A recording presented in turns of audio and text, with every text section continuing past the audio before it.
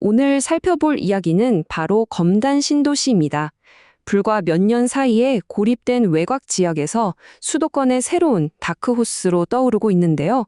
과연 무엇이 이 도시를 이렇게 확 바꿔놓았을까요? 한 주민의 말을 들어볼까요? 지하철 2정거장인데 버스로는 1시간. 이게 불과 몇 년 전까지 검담 주민들이 매일 겪던 현실이었습니다. 지도상으론 정말 가까운데 실제로는 보이지 않는 벽에 갇힌 듯한 그런 답답한 말이죠. 그러니까요. 작년까지만 해도 검단에서 가장 큰 이슈는 새 아파트가 어떻고 이런 게 아니었어요.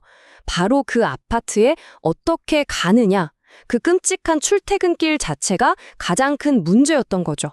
생각해 보세요.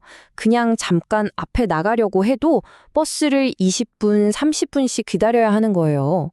이러니 간단한 외출도 거의 큰맘 먹고 떠나는 여정 같았겠죠? 이런 교통 문제 때문에 검단은 마치 수도권에서 뚝 떨어진 섬처럼 느껴졌던 겁니다. 그런데 2025년 이 모든 상황을 정말 180도 바꿔놓을 엄청난 프로젝트가 드디어 빛을 보게 됩니다. 자, 이 숫자를 보세요. 5년 6개월. 이게 바로 인천 지하철 1호선 연장선을 짓는 데 걸린 시간입니다. 정말 긴 시간이죠. 이 오랜 공사 끝에 드디어 검단의 새로운 혈관, 도시의 동맥이 뚫리게 된 거예요. 연장된 구간은 총 6.8km. 그렇게 길지 않다고 생각하실 수도 있는데 이게 정말 중요한 역할을 합니다. 기존 지하철 노선과 검단 신도시의 딱 중심부를 바로 이어주거든요. 말 그대로 도시의 숨통을 틔워준 거죠. 자, 그래서 뭐가 얼마나 달라졌냐? 바로 이겁니다. 서울역까지 가는 시간. 예전에는 버스 타고 그 지하철 갈아타고 하면 70분은 훌쩍 넘겼는데 이제는 38분이면 도착합니다. 시간이 거의 반으로 줄어든 거예요. 이건 그냥 빨라졌네 수준이 아니죠? 수많은 사람들의 인생을, 삶의 질을 바꾸는 엄청난 변화입니다. 이렇게 교통 문제가 해결되니까 단순히 출퇴근만 편해진 게 아니었어요. 검단이라는 도시 자체가 새로운 정체성을 갖게 된 거죠. 그냥 잠만 자는 배드타운이 아니라 진짜 독립된 도시로 발돋움하게 된 겁니다.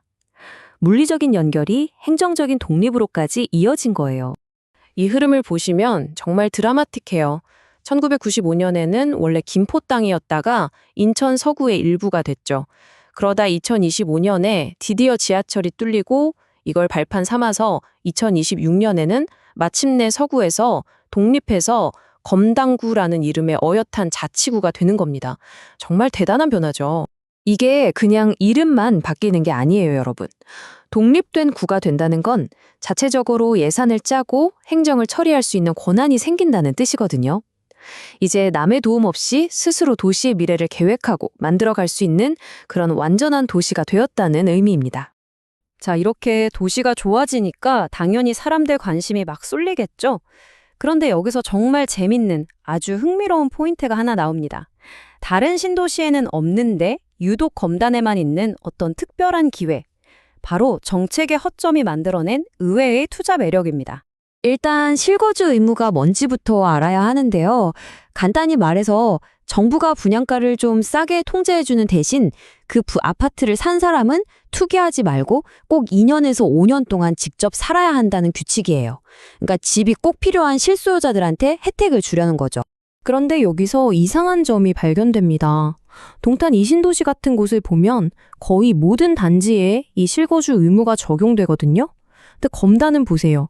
38개 단지 중에 딱 3곳 빼고는 전부 이 의무가 없어요. 왜? 대체 왜 검단만 이런 예외가 적용된 걸까요? 자, 그 비밀은 바로 인근 시세라는 기준에 숨어 있습니다. 실거주 의무는 분양가가 주변 시세보다 확 쌀 때만 적용되거든요. 근데 검단의 주변 지역을 계산할 때 새로 지은 비싼 아파트만 보는 게 아니라 오래되고 상대적으로 싼 동네까지 포함해서 평균을 내버린 거예요. 그러다 보니 어떻겠어요? 검단 새 아파트 분양가가 이 평균 시세랑 비교하면 그렇게 싼 건 아니네? 이렇게 돼버린 거죠. 그래서 교묘하게 실거주 의무를 피해가게 된 겁니다. 이게 사실상 투자자들한테는 전세 끼고 집 사도 괜찮다는 신호를 준 셈이죠. 자, 정리해볼까요? 검단은 이제 새로운 지하철도 있고 독립된 구라는 지위도 얻었고 심지어 투자 매력까지 갖췄습니다. 와, 정말 탄탄대로 갔죠? 하지만 여기서 딱 한 걸음만 더 뒤로 물러나서 이 검단이라는 도시가 아니라 대한민국 전체의 주택시장을 한번 보겠습니다. 상황이 그리 간단치만은 않아요. 이 그래프 좀 보세요. 모든 좋은 소식에도 불구하고 검단도 피해갈 수 없는 큰 흐름이 있습니다. 이 녹색 선 보이시죠? 2021년부터 신규 주택 착공 물량이 그냥 뚝 떨어지는 모습입니다. 이게 바로 앞으로 닥칠 전국적인 공급 부족의 신호탄이었던 거죠. 이렇게 집 짓는 걸 줄였으니 당연히 몇 년 뒤에 입주할 물량도 줄어들겠죠. 이게 바로 공급 절벽입니다. 실제로 보세요. 2025년에 수도권에 14만 채 정도 입주가 예정돼 있는데 바로 다음 해인 2026년에는 10만 채로 뚝 떨어집니다. 1년 만에 새 아파트가 4만 채, 거의 30%가 그냥 사라지는 거예요. 결국 마지막 질문은 이거 하나로 모아집니다. 교통도 좋아지고 행정적으로 독립하고 투자 매력까지 갖춘 이 검단 신도시. 과연 이 강력한 무기들이 앞으로 닥쳐올 수도권 전체의 주택 공급 부족이라는 거대한 파도로부터 이 도시를 지켜낼 수 있을까요? 어쩌면 검단의 진짜 이야기는 바로 지금부터 시작인지도 모르겠습니다.